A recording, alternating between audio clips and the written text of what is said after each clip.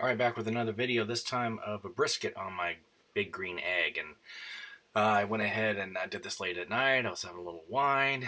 A lot of people like to drink beer when they're making barbecue or smoking out. Me, I'm a wine guy. I got that from Costco. But anyway, I had seasoned this brisket the day before with just salt and pepper, about 50-50. And so I'm opening it up here and show you that it's been sitting over 24 hours. I know some people like to do it just an hour or so. Some people do it for several days. But this one was a little bit over 24 hours. And I had trimmed it previously, obviously. And again, just coarse black pepper, some kosher salt, and just showing you the loaf lighter here that I used to start the green egg. And we're about to put this bad boy on and smoke it out. It ultimately took me about 10 hours or so. And, pointing at the point here, we got the flat on the left. We were kind of trying to maintain the temperature of both those, kind of getting it up to 203. But before we did that, around 170 or so is when I decided to wrap it in butcher paper. And so let's go ahead and put this guy on the grill and get it going. All right, so we're putting it on the grill. I've got my little probe. This one has two probes, and deciding, do you put it in the point or the flat? I kind of like to put it maybe more so in the middle. And I went ahead and left one of these probes too on the grill. I always stuck that one in there, but later I moved it and snapped it on the grill. But so I could kind of get an idea of the surface level. Even though this is an egg and it's ceramic and it's pretty much the same temperature all throughout. I had two probes running, one inside the meat, of course, and then the one on the grill just to have. And I'll put the link for these, down below. But I shut it up here. I had it going pretty good at night when I first started, but then things petered out on me because I had the dampers closed too much, and so you'll see here as I transitioned to the morning, I found it out and had to kind of start over, but it all turned out good. All right, so after I went to sleep last night, I had this open just a sliver, less than that, and down there less than that. Guess what? My fire went out. Ugh. Anyway, woke up and restarted the fire, and this has been going for a couple of hours now, and I've got an internal temperature of 151, 153 now, 262, about 250 according to the eggs. That's right where I want to be. It's been going for about 2.5 hours, so I'm just going to take a quick peek, see what it looks like. That's cooking. All right, got some moisture there. You can see I got the moisture tray. Here's my probe in here telling me the temperature. We're looking pretty good. Close it back up so we won't lose too much temperature, and let it go for several more hours, and then once we maybe hit 160-ish, we'll wrap. Okay, we're about 6.5 hours into this cook. Got an internal temperature of 172. It's been keeping right at 250. And thinking about going ahead and wrapping it. You can kind of see that it's still kind of hard. It's not giving in. It's not mushy yet.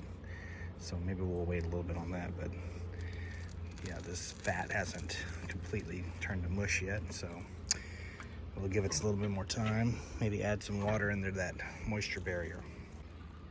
Okay, we're about 7 hours in. It's been maintaining about 250. We got an internal temperature slightly above probably what I wanted to do, but I was golfing. Anyway, around 170, 174. I'm gonna go ahead and take it off, wrap it in some butcher paper, put it back on for a few more hours. All right, I've got it inside here. I'm gonna go ahead and wrap it with this butcher paper.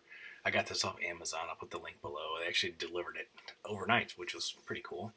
A little bit more temperature than I want it to be internally, but I'm going to go ahead and wrap it now, and we're going to put it back on the grill for a few more hours and then check it out.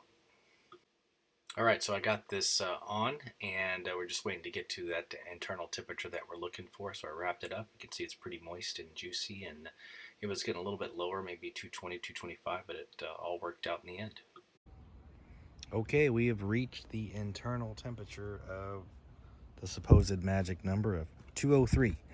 And so it is time to take this guy off and to cool it off, or not cool it off, but rest it in the cooler I have over here. I'm gonna wrap it in that towel there and rest it for at least an hour, and then we'll get to cutting it and just see how it turned out. Hopefully it's gonna be juicy.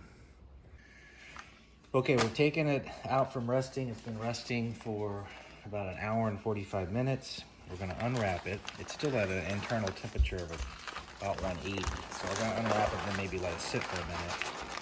But here is the unwrap video. I think it's a little moisture in there. Everything's totally covered. So here we are. Yep.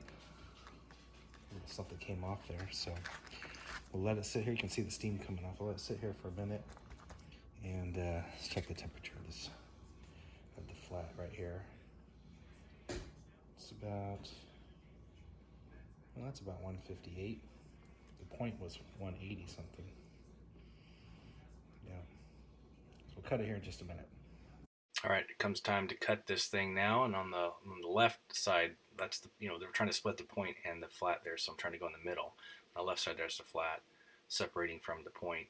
So this is just a guess. I probably should have went a little more to the right there, but I want to go ahead and give you a shot here to show how juicy it was. You can see this juice just dripping down to the right there. I didn't really squeeze it. It was just kind of coming out. But it's still really hot. I probably should have waited just a little bit longer to cut it more at an internal temperature, about 160. But anyway, I'm cutting the flat here to kind of show you what these two pieces look like. I'll show them on a plate here in the last picture. You want to cut them about the width of a number 2 pencil is what I've been told. So now we're cutting into the point here to kind of show you how it bends and breaks apart. That's not tough. It was just hard for me to kind of get an angle on it. But it turned out real good. We enjoyed it for a first brisket that I've ever made on a big green egg or at all. It turned out real good. As you can see here, it's I want to pull it apart here, and you'll see that it just comes right apart pretty easy. This was a very flavorful piece. This first bite was still pretty warm. I'll shoot you some pictures here and show you how it all turned out. But my family enjoyed it. Didn't have to use sauce on it really because it was pretty juicy. You can see it from maybe that picture. Not as much smoke as you might get in an original offset smoker, but sure did turn out well. We enjoyed it, still are enjoying it even as I shoot this video. Still quite a bit left. But if you have any questions, please subscribe as always and comment below.